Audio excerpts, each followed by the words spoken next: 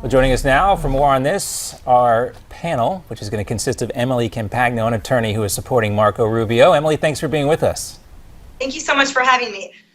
All right, so we're looking at the polls, Emily. I know nobody likes to look at the polls when they're not showing their candidate out on front. I just want to confirm you are supporting Marco Rubio, right? I am, yes. All right, yes, well, with the exception of maybe Minnesota, it does not look like he can chalk up any victories, including his home state of Florida. And based on everything that's been said between Marco Rubio and Donald Trump, I just don't see him getting up on that stage in Cleveland and saying, hey, this is the guy we should all vote for to become the next president of the United States. Do you think Marco Rubio could still do that if Trump goes on to become the nominee?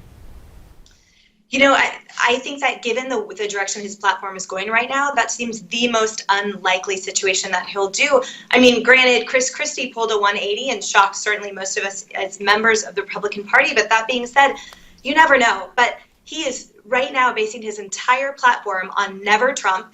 And I don't see him turning around. But this is what is so terrifying to me. And it's like what you were just covering earlier, that our biggest fear is fracturing our party. We need someone who's going to... Emily, that's already happened. I mean, when you hear a guy like Ben Sasse say, I'm not going to support the GOP nominee if it's Donald Trump.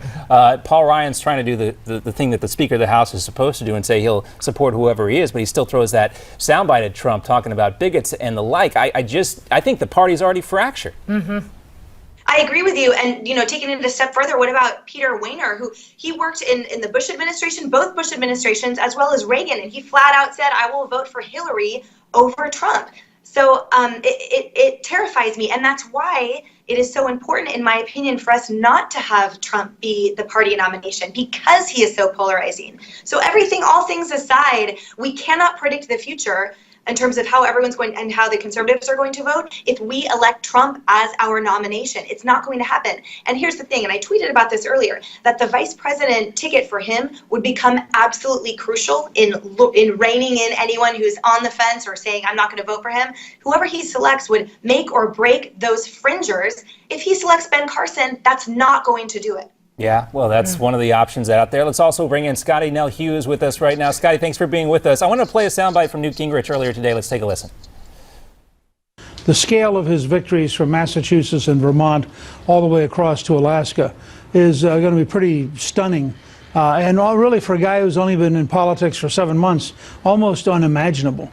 And I think that poses for the Republican establishment a very big challenge. For the next few weeks, there's going to be a frenzy to try to stop him.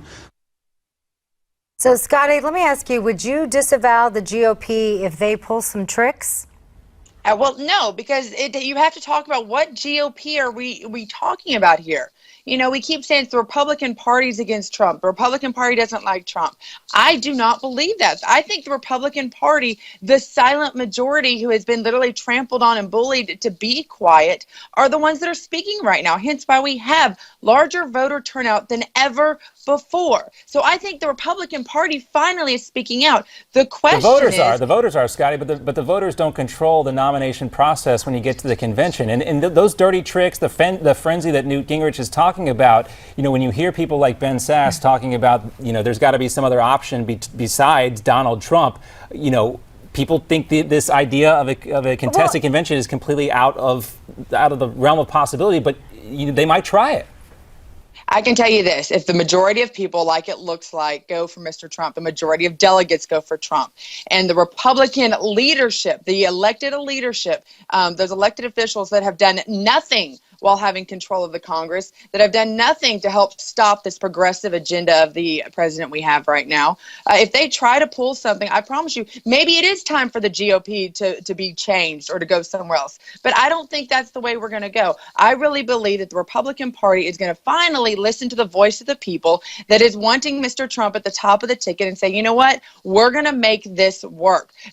I do not want to demonize the RNC. I do not believe this is their fault. I believe this is people who are used to pulling strings and making be the grand puppeteer, not getting their way. And more importantly, it's kind of like the rusted old part of the grand old party. It's time that we open up our eyes to the fresh, new conservative movement. Emily, we only have a few seconds left, so I want to get your response to that, to what you just heard. I mean, is it the majority of the Republicans that are backing Trump? Is that right? Or is it voters, like John was saying? Right. I do believe it's voters. That being said, Trump right now is commanding almost 50% of the conservative vote. Everything that Scottie just said, I totally understand, fair points, but that is not enough to defeat Hillary in the polls. We need someone who is less polarizing. Everything that she just said aside, even if Trump rallies to victory, he will not beat Hillary in the polls because the entire country will rally against him. He is not the best figure to represent us if we want to win. Emily, Scottie, thank you both for joining us. Great to have you, ladies. Thank you. Coming up next on Newsmax Now, we'll talk more about Hillary Clinton. You just heard Emily bring her up. And her plan to defeat Donald Trump if he becomes the GOP's nominee. Plus, we still want to hear what you think about Speaker Paul Ryan's warning Trump the GOP is not the party of bigotry. Tweet us your thoughts at Newsmax Now or leave us a comment on our website.